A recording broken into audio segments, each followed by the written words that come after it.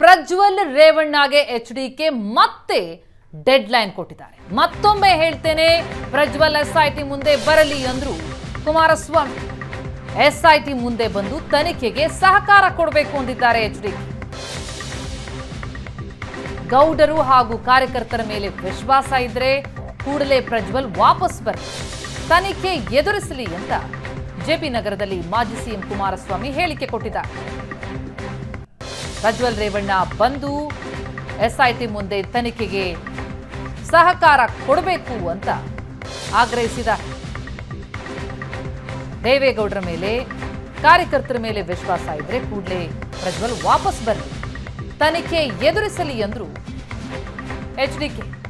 JP ನಗರದಲ್ಲಿ ಮಾಜಿ CM Kumaraswamy ಹೇಳಿಕೆ ಕೊಟ್ಟಿದ್ದಾರೆ. ಮತ್ತೊಮ್ಮೆ ಎಚ್ಡಿಕೆ ಪ್ರಜ್ವಲ್ ರೇವಣ್ಣಗೆ ಆಗ್ರಹಿಸ್ತಾ ಇದ್ದಾರೆ. ಎಸ್ಐಟಿ ಮುಂದೆ ಬಾ, ತನಿಖೆಗೆ ಸಹಕಾರ ಕೊಡುವಂತ ಆಗ್ರಹಿಸ್ತಾ ಇದ್ದಾರೆ.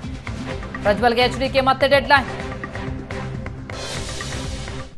ನಿನ್ನೆ ದಿನ ಕ್ಲಿಯರ್ ಆಗಿ ಹೇಳಿದ್ದೇನೆ, ಎಲ್ಲಿದ್ರು ಬಂದು ಇವತ್ತು SITನಲ್ಲಿ ಅದು ಯಾವ ರೀತಿ ತನಿಖೆ ಮಾಡ್ತಾರೋ ಆ ತನಿಖೆಗೆ ಸಹಕಾರ ಕೊಡಪ್ಪ ಅಂತ ಹೇಳಿದ್ದೇನೆ. ಈಗಲೂ ಹೇಳ್ತೇನೆ, ಹೌದು, ನನಗೆ ಇನ್ನೂ ಕಾಂಟ್ಯಾಕ್ಟ್ನಲ್ಲಿ ಇಲ್ಲ. ನಾನು ಅದಕ್ಕೆ ಸಾರ್ವಜನಿಕವಾಗಿ ನಿನ್ನೆ ಮಾಧ್ಯಮದ ಮುಖಾಂತರ ಮನವಿ ಮಾಡಿದ್ದೇನೆ. ನಾನು ಒಂದು ನಿರೀಕ್ಷೆ ಇಟ್ಕೊಂಡಿದ್ದೇನೆ. ಯಾಕೆಂದರೆ ನಮ್ಮ ಕಾರ್ಯಕರ್ತರಿಗೆ ಗೌರವ ತರ್ತಕ್ಕಂಥದ್ದಕ್ಕೆ, ದೇವೇಗೌಡರ ಬಗ್ಗೆ ಒಂದು ಅವ್ರ ಮನಸ್ಸಿನ ನೋವೇನಿದೆ ಅದನ್ನು ಸರಿಪಡಿಸ್ತಕ್ಕಂಥದ್ದಕ್ಕೆ ಗೌರವಯುತವಾಗಿ ತೀರ್ಮಾನ ತೆಗೆದುಕೊತೇನೆ ಅಂತಕ್ಕಂಥ ಒಂದು ವಿಶ್ವಾಸದಲ್ಲಿ ನೆನ್ನೆ ಕರೆ ಕೊಟ್ಟಿದ್ದೇನೆ. ನೋಡೋಣ ಇವತ್ತು ನಾನು ಮಾಡಿದ್ದೇನೆ. ನಿನ್ನೆ ದಿನ ಕ್ಲಿಯರ್ ಆಗಿ ಹೇಳಿದ್ದೇನೆ, ಎಲ್ಲಿದ್ರು ಬಂದು ಇವತ್ತು SITನಲ್ಲಿ ಅದು ಯಾವ ರೀತಿ ತನಿಖೆ ಮಾಡ್ತಾರೋ ಆ ತನಿಖೆಗೆ ಸಹಕಾರ ಕೊಡಪ್ಪ ಅಂತ ಹೇಳಿದ್ದೇನೆ. ಈಗಲೂ ಹೇಳ್ತೇನೆ, ಹೌದು, ನನಗೆ ಇನ್ನೂ ಕಾಂಟ್ಯಾಕ್ಟ್ನಲ್ಲಿ ಇಲ್ಲ. ನಾನು ಅದಕ್ಕೆ ಸಾರ್ವಜನಿಕವಾಗಿ ನಿನ್ನೆ ಮಾಧ್ಯಮದ ಮುಖಾಂತರ ಮನವಿ ಮಾಡಿದ್ದೇನೆ. ನಾನು ಒಂದು ನಿರೀಕ್ಷೆ ಇಟ್ಕೊಂಡಿದ್ದೇನೆ. ಯಾಕೆಂದರೆ ನಮ್ಮ ಕಾರ್ಯಕರ್ತರಿಗೆ ಗೌರವ ತರ್ತಕ್ಕಂಥದ್ದಕ್ಕೆ, ದೇವೇಗೌಡರ ಬಗ್ಗೆ ಒಂದು ಅವ್ರ ಮನಸ್ಸಿನ ನೋವೇನಿದೆ ಅದನ್ನು ಸರಿಪಡಿಸ್ತಕ್ಕಂಥದ್ದಕ್ಕೆ ಗೌರವಯುತವಾಗಿ ತೀರ್ಮಾನ ತೆಗೆದುಕೊತೇನೆ ಅಂತಕ್ಕಂಥ ಒಂದು ವಿಶ್ವಾಸದಲ್ಲಿ ನೆನ್ನೆ ಕರೆ ಕೊಟ್ಟಿದ್ದೇನೆ. ನೋಡೋಣ.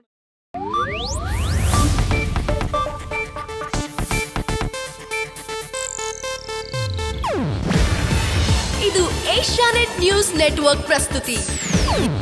ನೀವು ನೋಡ್ತಿದ್ದೀರಾ ಏಷ್ಯಾನೆಟ್ ಸುವರ್ಣ ನ್ಯೂಸ್.